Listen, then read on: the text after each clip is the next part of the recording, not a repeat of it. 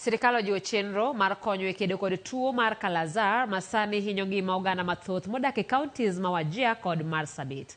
Kaluwore kod nonro mar migawo mar thieth, nyaka sani ji 25 osewito ngimagi ne tuoni, ka kwan jotuo mathoth gi gin nyithindo okalo 600.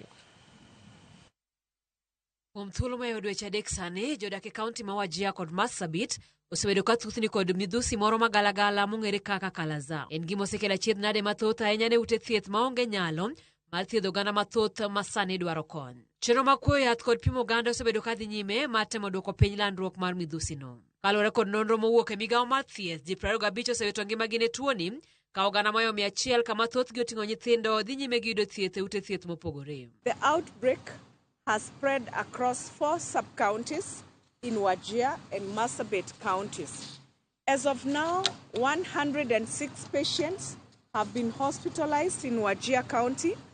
Overwhelming local health services and health officials are facing challenges in managing the situation, which began in September and last year.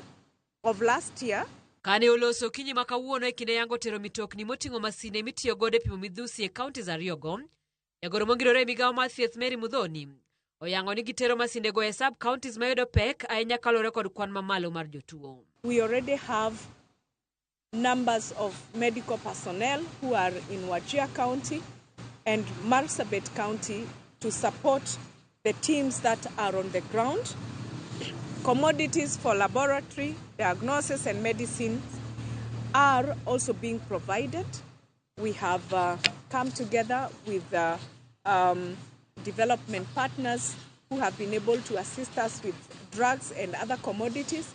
The National Treasury equally has released some funding that is going to assist us to add the commodities that are going to these counties. Mudhoni omedo ni migawo mar omenda bende osegolo omenda mabiro jiwo chenro mag bero thieth kama oting'o nyiewo yedhe kod medo jochiw thieth. We have 3 mobile laboratories that we are flagging off today, and this will provide outreach services in 3 most affected sub-counties in order to support active cases finding and diagnose the cases early. Kata obedo ni midhusi mar Kal-Azar chango, poni owe ma ok othiedhe to nyalo hinyo ngima ng'ato. The symptoms of Kal-Azar include weight loss, prolonged fever, diarrhea, and digestive tract problems, fatigue, anemia, darkening of the skin, swollen lymph nodes, and enlarged spleen and liver.